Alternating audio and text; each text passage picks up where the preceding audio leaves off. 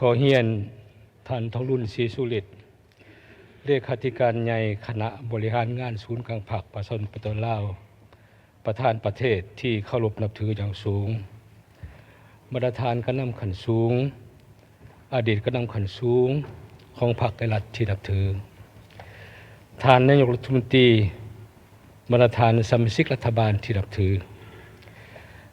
มาตรฐานสมาชิกสภาแห่งชาติแขกที่มีเกียรติเทียบเทือกแพงทางหลายปฏิบัติตามกฎหมายว่าด้วยสภาแห่งชาติมาตรา61เกี่ยวกับการดำเนินกองประชุมสมัยวิสามัญของสภาแห่งชาติและตามการตกลงของคณะประจำสภาแห่งชาติภายหลังการมีการก้าวเกี่ยมอย่างขุ่นเขี่ยวมาเป็นระยะหนึ่งมื้อนี้สภาแห่งชาติสุดที่9ได้ดำเนินกองประชุมสมัยวิสามัญเทื่อที่2ของตนขึ้นอย่างเป็นทางการในท่ามกลางบรรยากาศที่ทั่วพรรคทั่วรัฐทั่วกำลังประกอบอาวุธและทั่วปวงชนชาติทั้งชาติพ่วมซุ้มใส่จัดตั้งปฏิบัติพันขยายมติกองประชุมใหญ่ครั้งที่10ของพรรคมติกองประชุมครบคณะสมัยวิสามัญของคณะบริหารงานศูนย์กลางพรรคสมัยที่11เขาในทุกโครงเขตเวียงานดูความห่าวหันและเป็นขบวนการฟุดฝืนพร้อมกันก้าเกี่ยมเหตุแก่การเสริมฉลองสามัญประวัติศาสตร์ของพรรคของชาติคือวันสั่งตั้งพรรคประชาชนประชาชนลาวครบรอบ70ปีวันสั่งตั้งสาธารณรัฐประชาธิปไตยประชาชนลาวครบรอบ50ปีวันเกิดประธานไกรสอนพรหมวิหารครบรอบ105ปียังเป็นขบวนการฟุดฝืนในทั่วประเทศในโอกาสที่มีความหมายความสำคัญนี้กองประชุมมีความภาคภูมิใจเป็นอย่างยิ่งและมีความปิติสุขยินดีเป็นอย่างยิ่งที่ต้อนรับท่านทองรุ่นศรีสุฤทธิ์เลขาธิการใหญ่คณะบริหารงานศูนย์กลางพรรคประธานประเทศให้เกียรติเข้าร่วมกองประชุมครั้งนี้ขอแสดงความคำนับชมเชยอย่างสุดอกสุดใจ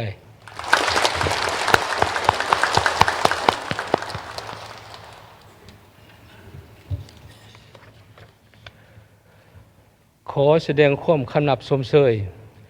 และยินดีต้อนรับบรรดาฐานกระนำขันสูง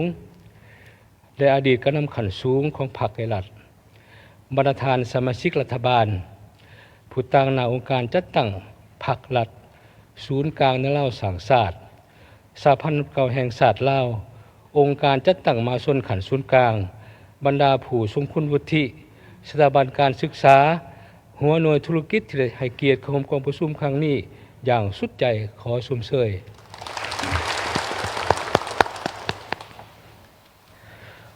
ขอแสดงความคำนับชมเชยมายังบรรดาฐานสมาชิกสภาแห่งชาติในฐานะที่เป็นตัวแทนแห่งสิทธิและผลประโยชน์ของประชาชนลาวบรรดาเผ่าในขอบเขตทั่วประเทศที่ได้เข้าร่วมกองประชุมครั้งนี้อย่างพร้อมเพรียงเฮียงหน้าขอชมเชย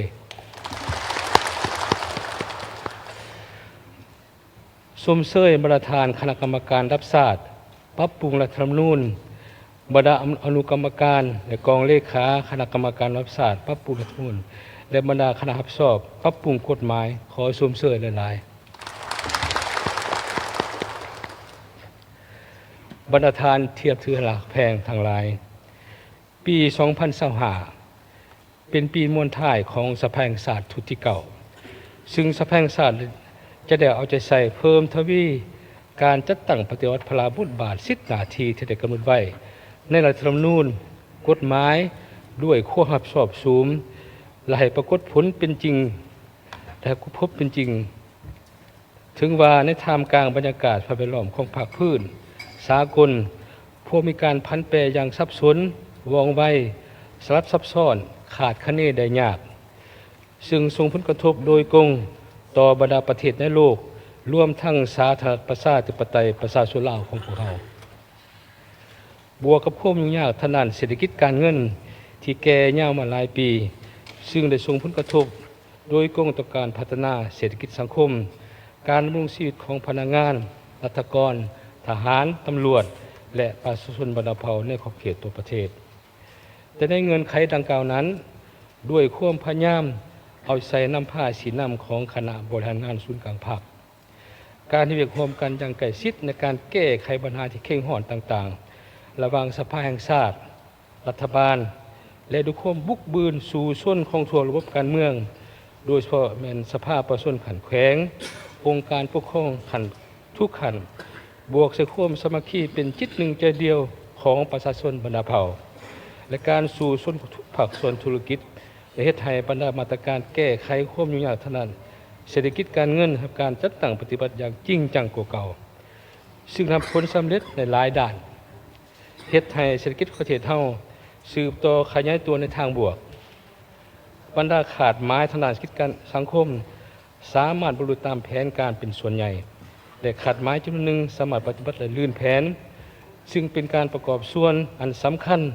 ให้ประเทศชาติสืบต่อมีเสถียรภาพทางด้านการเมืองสังคมมีความสงบเป็นระเบียบห้อยโดยพื้นฐานเศรษฐกิจสืบต่อขยายตัวในทางบวกแต่ต่อเนื่องหลายขึ้นชีวิตการเป็นอยู่ของประชาชนทำการยกสูงขึ้นเป็นเก่าๆบทบาทของสปป.ลาวการยกสูงผลเด่นขึ้นในเวทีภาคพื้นและสากลบรรดาทานผลนำพรรคไกรรัฐบรรดาทานสมาชิกสภาแห่งชาติเทียมถือหลักแพงการดำเนินกองประชุมสมัยวิสามัญที่2ของสภาแห่งชาติชุดเก่าในครั้งนี้ด้านหนึ่งก็เป็นการปฏิบัติพลาบทบาท10 นาทีของสภาแห่งชาติชุดที่เก่าชาติตามที่กำหนดไว้ในรัฐธรรมนูญและกฎหมายบริสภาแห่งชาติอีกด้านหนึ่งก็เป็นความพยายามหรือความอาศัยของสภาแห่งชาติในการจัดตั้งพันขยายแนวทางนโยบายเปลี่ยนแปลงใหม่ของพรรคให้เป็นรายละเอียดเขาในเนื้อในของรัฐธรรมนูญกฎหมายเพื่อสืบต่อสร้างรัฐที่ปกครองโดยกฎหมายเข้าสู่บัดเก่าใหม่เหตุการณ์คุ้มครองรัฐคุ้มครองเศรษฐกิจสังคมโดยกฎหมายมีประสิทธิภาพประสิทธิผลสูงขึ้นเรื่อยๆกองประชุมสมัยวิสามัญที่2ของสภาแห่งชาติครั้งนี้จะได้พิจารณาหับห้องปัญหาสำคัญพื้นฐานของประเทศชาติดังนี้ 1. พิจารณาหับห้องรัฐธรรมนูญฉบับปรับปรุงปี 2025 2. พิจารณาหับห้อง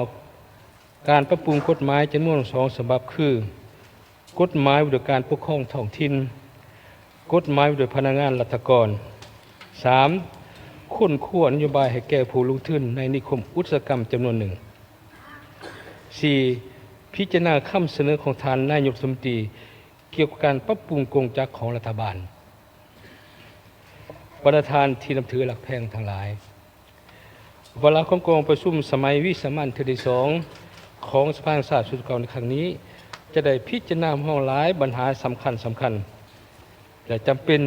ที่ด่วนของประเทศชาติฉะนั้นเพื่อให้